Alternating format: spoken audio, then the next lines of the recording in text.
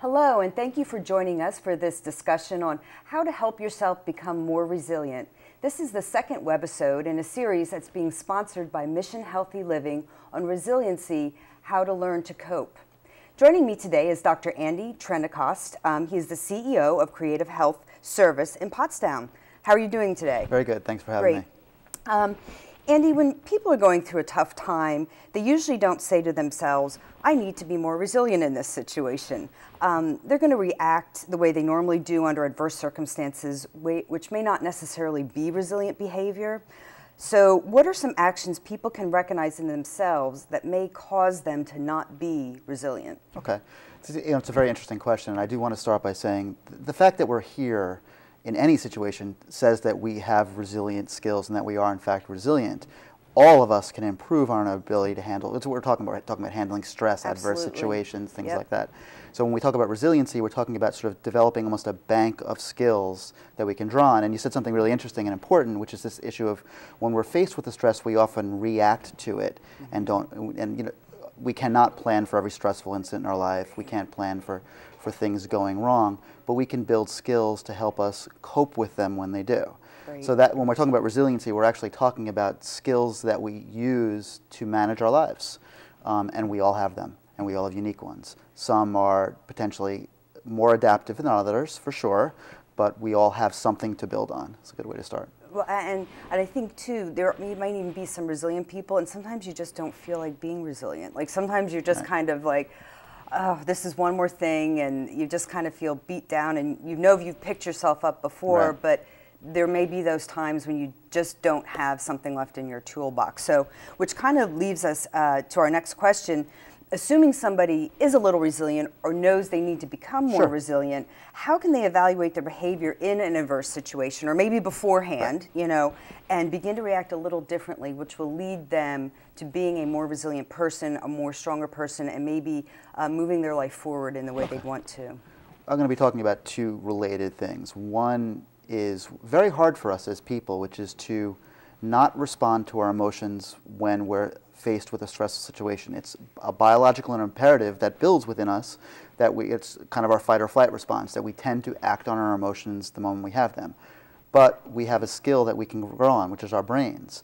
So one of the first things we try to encourage people to learn to do is to plan and think and then act, even in stressful situations. So one of the most important skills is not acting immediately on our emotions. What does this mean? What can I do differently? How can I respond?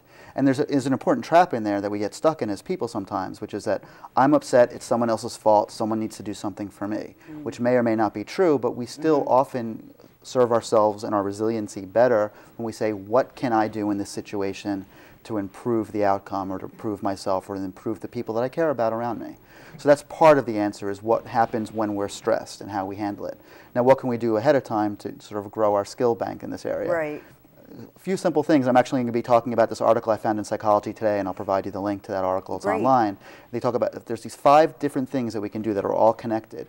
One is learning to find meaning in our the adverse instances in our lives, both current and past.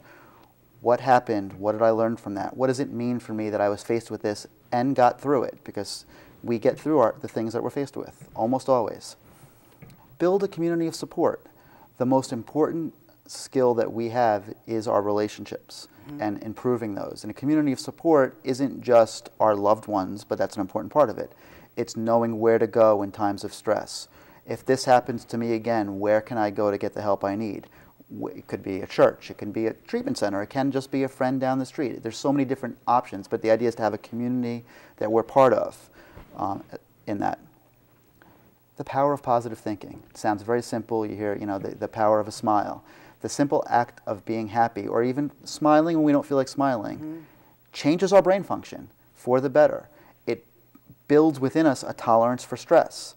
So finding hope, being proud of what we've accomplished in life, finding a reason to be happy. Now, we're not saying you should walk around with a forced smile on your face when you're not feeling it, but over time, learning to see the glass half full rather than half empty is kind of the concept here. Well, I think people, too, can get wrapped up into they want to be positive. They generally are positive, but sometimes just things happen to somebody day after day or whatever, and They need to try to avoid that trap of feeling that everything is going wrong. That probably just focus on that one situation and try to focus on the positives, the other positives in their life. And that there's always hope. There's always hope for a better outcome. And that's when we're faced with adversity, that's what we have to keep in mind. That how can we get through this? What can I do to continue on the path that I want to be on of growth and community, and find the hopefulness even in the most hopeless of situations. It's very easy to say, hard to do. It is hard to do. So hopefully anybody who's listening to this, all you have to do is take one situation and just try with that. And maybe even would it help if somebody, nothing really is wrong, but just sort of change your outlook. Just start to all of a sudden try to think more positively instead of more negatively.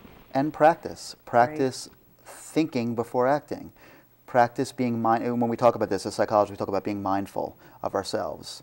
What is it about this situation that has me reacting this way? What can I do?